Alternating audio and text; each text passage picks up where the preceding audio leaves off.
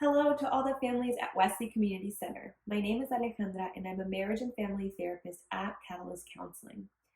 Today, I want to talk to you a little bit about the importance of the words that we choose in defining and interpreting our children's behavior.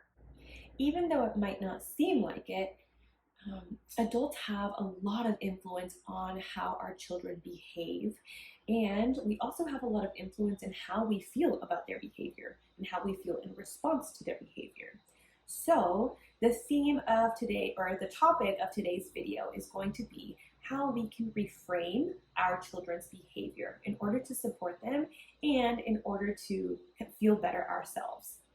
So I want you to take this example.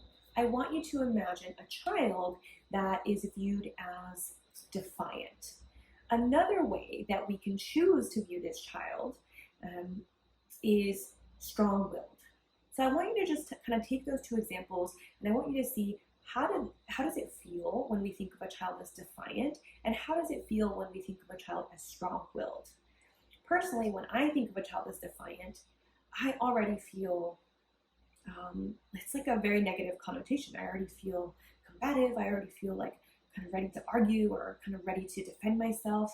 When I think of a child as strong-willed, however, it kind of makes me feel even a little bit proud, and I feel secure and confident about my child in different situations.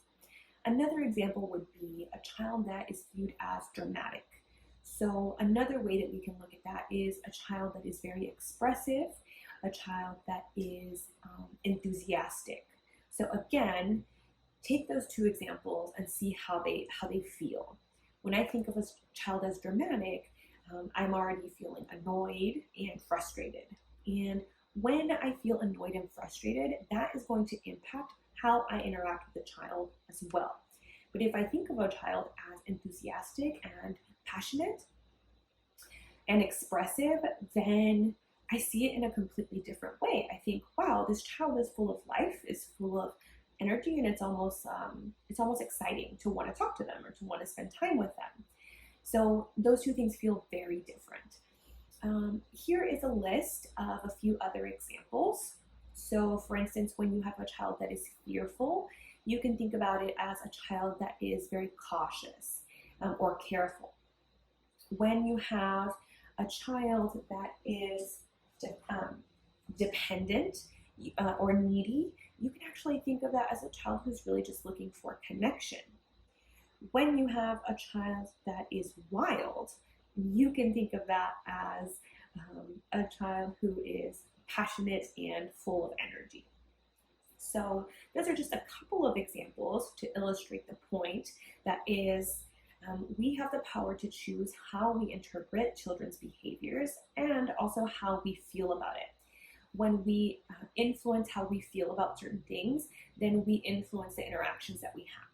When we feel angry and frustrated and disrespected, that's definitely going to lead to some negative interactions. When we feel, when we look at things in a more positive way, then we're no longer going to feel those feelings of intense frustration, and we're not going to feel as annoyed, and we're not going to feel as angry. And so we're able to have different interactions with our children and then help them choose different behavior that's going to help them get what they want, but in a way that's easier for us to understand and easier for us to kind of stomach. So you might be asking yourself, but Alejandra, isn't this kind of like lying to ourselves? And I think that we can definitely choose to think that way. But I think that we have a lot of power in how we choose to think. And the question that I ask myself is, how helpful is it to think that my child is defiant? I think it's more helpful to view him or her as strong-willed, and it's more helpful to me, really, because I'm the one, if I engage with my child and I feel like he or she is defiant, I'm going to feel disrespected. But if I think of my child as strong-willed, it's going to feel a lot better for me, and it's a lot less likely to lead to an argument or a big confrontation. And so ultimately, this is really for you.